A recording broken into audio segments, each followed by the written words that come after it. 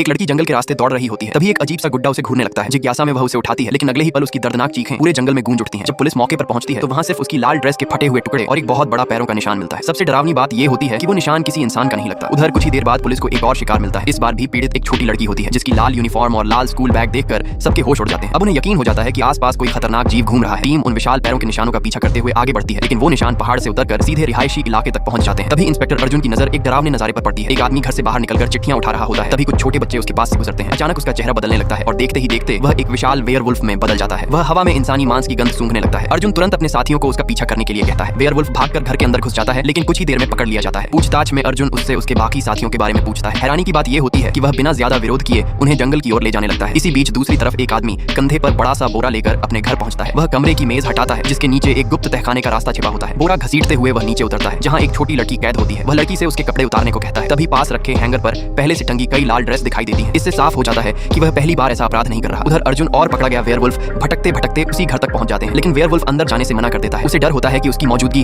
उस आदमी की मदद कर सकती है। मजबूर होकर अर्जुन अपने साथियों को बुला लेता है। अंदर मौजूद आदमी को भी एहसास हो जाता है कि बाहर कोई आ चुका है। वह लड़की को चुप रहने की हिदायत देता है, तहखाने का ढक्कन बंद कर देता है और ऐसे बैठ जाता है जैसे कुछ हुआ ही न हो। कुछ देर बाद पुलिस घर की पूरी तलाशी लेती है, लेकिन उन्हें कुछ भी संदिग्ध नहीं मिलता। वे वापस लौटने लगते हैं। ये देखकर उस आदमी के चेहरे पर खतरनाक मुस्कान आ जाती है और उसकी आंखें लाल होने लगती हैं। लेकिन तभी घर की लाइट अचानक बंद हो जाती है। पुलिस को शक हो जाता है और वे दोबारा अंदर घुसकर हर कोना खंगालना शुरू कर देते हैं। उसी समय पकड़ा गया वेयरवुल्फ भागने की कोशिश करता है, लेकिन एक पुलिस वाला उसे गोली मारकर गिरा देता है। सख्त पूछताछ के बाद वह आखिरकार घर में बने गुप्त तहखाने का राज बता देता है। जैसे ही पुलिस तहखाना खोलती है, अंदर कैद छोटी लड़की को देखकर सभी सन्न रह जाते हैं।